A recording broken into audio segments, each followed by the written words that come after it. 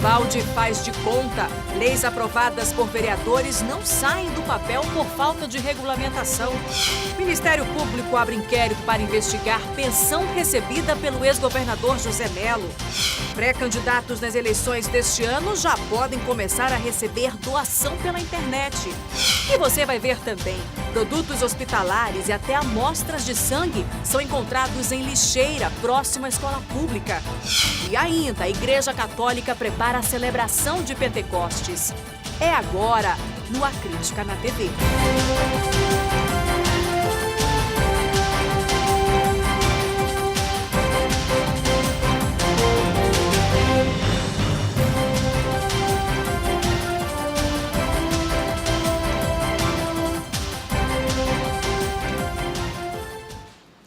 Olá, muito boa noite para você.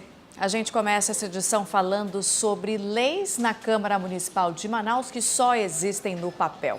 Elas são votadas e até mesmo chegam a ser sancionadas, mas acabam sendo deixadas de lado por pura falta de regulamentação.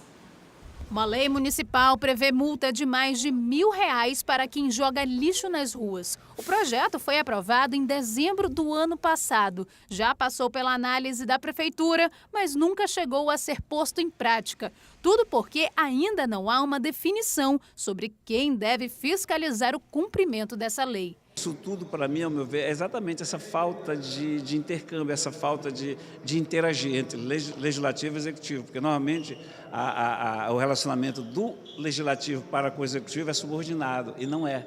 Então, no dia que o parlamento tiver consciência do seu tamanho e que os poderes são iguais, as coisas mudam. Em 2017, os parlamentares também aprovaram um projeto que obriga oficinas de ferro velhos a tomarem providências para evitar o acúmulo de água e a proliferação do mosquito da dengue. Outro exemplo de lei que ainda não foi regulamentada. Segundo o presidente da casa, um grupo de servidores está fazendo levantamento para saber quantas leis foram deixadas de lado ao longo dos anos. Tem leis que, quando foram criadas, eram legalmente constitucionais, mas pode ser que, com o passar do tempo, uma lei superior torna ela inconstitucional. Então, a revisão, a comissão que está revisando é isso também. Nós temos leis caducas, leis em desuso e leis que viraram inconstitucional. A Câmara aprova, em média, 40 projetos de lei por mês. Nem todos necessitam de complemento, mas os que precisam só passam a valer depois de uma portaria ou decreto do Executivo. Este consultor legislativo afirma que a falta de continuidade no rito é comum e precisa de uma cobrança mais efetiva. E mais do que isso, também há uma omissão do Ministério Público que deveria agir para fazer com que o poder municipal, no caso do Executivo, cumpra a norma, porque cumprindo essa norma certamente vai melhorar a vida das pessoas. O especialista diz também que o problema vai além da falta de regulamentação. É preciso haver ainda uma preocupação maior com a estrutura dos órgãos fiscalizadores dentro da prefeitura. Eles são totalmente desaparelhados. Você vai, por exemplo, no Implube, né? Você vai, por exemplo, na Manaus Trans, são poucos funcionários, poucos fiscais, e isso aumenta ainda mais essa sensação de que nós produzimos leis, e até leis boas, mas essas leis elas não fazem diferença no dia a dia do cidadão, porque elas não são efetivadas. Nenhuma diferença. O ex-governador José Melo teve a aposentadoria contestada pelo Ministério Público do Estado, que está verificando a legalidade dessa pensão vitalícia. Quem tem mais detalhes sobre esse assunto ao vivo é a Elisângela Araújo. Qual o argumento, então, aí, Elisângela, do Ministério Público? Boa noite para você.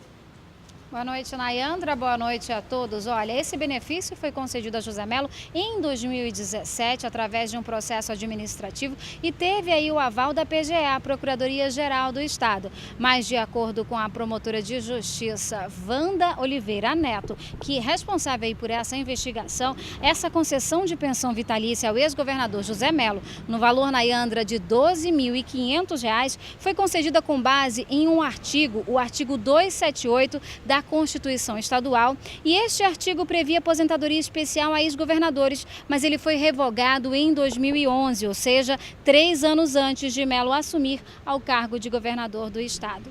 A promotora entendeu aí que esse dispositivo deveria ser declarado inválido. Ela também chegou a questionar na portaria, e determinar que seja Questionado da Assembleia Legislativa do Estado do Amazonas se o ex-governador recebe aí alguma aposentadoria por ter exercido o mandato na ALEAN no período de 2003 a 2007, e ela também solicitou informações do Congresso Nacional acerca de direitos à aposentadoria especial correspondente ao período de 1995 a 2003, quando Melo foi deputado federal. Lembrando, Nayandra, que o ex-governador José Melo é acusado aí de ter desviado, junto com uma organização criminosa, mais de 100 milhões da saúde no Amazonas. Ele chegou a ser preso durante 120 dias no CDPM-2. Aí pagou a fiança de quase R$200 mil e desde o fim do mês passado está aí sendo monitorado por tornozeleira eletrônica. Nayandra. Muito obrigada por suas informações, Elisângela. Logo mais a gente volta a conversar. Até já. E os financiamentos coletivos, as chamadas vaquinhas virtuais, são a novidade das eleições deste ano. Também, né? Uma das novidades. E a partir de hoje, os pré-candidatos já podem até começar a receber essas doações. No site do Tribunal Superior Eleitoral já está disponível a lista de empresas autorizadas a arrecadar os recursos. Todas as doações precisam ser identificadas com o nome e CPF do doador. Os pagamentos podem ser feitos de 15 de maio até o dia da votação. A doação máxima por transação não pode exceder o valor de R$ 1.000,64. Agora, claro, essa limitação é por operação. Cabe ao eleitor saber quantas operações de R$ 1.064 ele pode fazer para que esse valor não extrapole aos 10%, permitido do seu rendimento. A liberação dos valores arrecadados só vai acontecer se ele cumprir os requisitos definidos na norma do TSE. Essa arrecadação prévia, ela tem um seguro para o doador de que, se o candidato ou desista do pleito ou não seja aprovado em convenção pelo próprio partido, esse dinheiro deve ser, segundo a prescrição da resolução e da lei, deve ser integralmente devolvida ao então doador. Para o TRE, o financiamento coletivo é apenas mais uma forma de doação.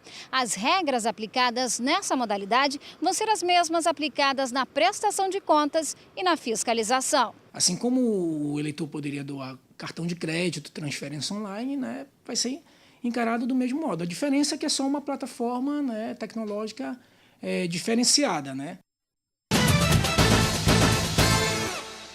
Dois adolescentes, um de 14 e outro de 15 anos, foram presos após invadir a casa de um vereador em Riachinho, na região norte do Tocantins, e fazer ele e a família de refém. Outros 2 suspeitos estavam juntos. Eles amarraram as vítimas e conseguiram levar uma TV, celulares, entre outros objetos. A Justiça ainda deve decidir as medidas aplicadas aos adolescentes que foram presos.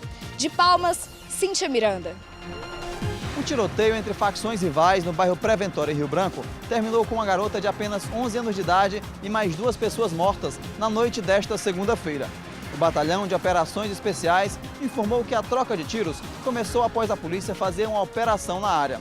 Um corpo segue sem identificação. A polícia informou que 4 pessoas foram presas após o tiroteio. De Rio Branco, no Acre, Jardel Angelim. Um homem de 26 anos foi preso no Aeroporto Internacional Eduardo Gomes, em Manaus, suspeito de transportar 10 quilos de maconha em um voo para São Paulo. A droga foi encontrada na mala do passageiro, divididos em 8 pacotes.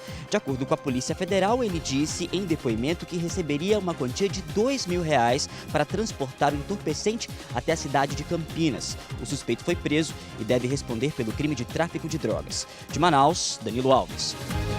Confirmada a primeira morte por raiva humana aqui no Pará. A vítima foi um menino de 9 anos que morreu na última sexta-feira e todos os exames realizados deram positivo para a doença, que não ocorria aqui no estado desde 2005.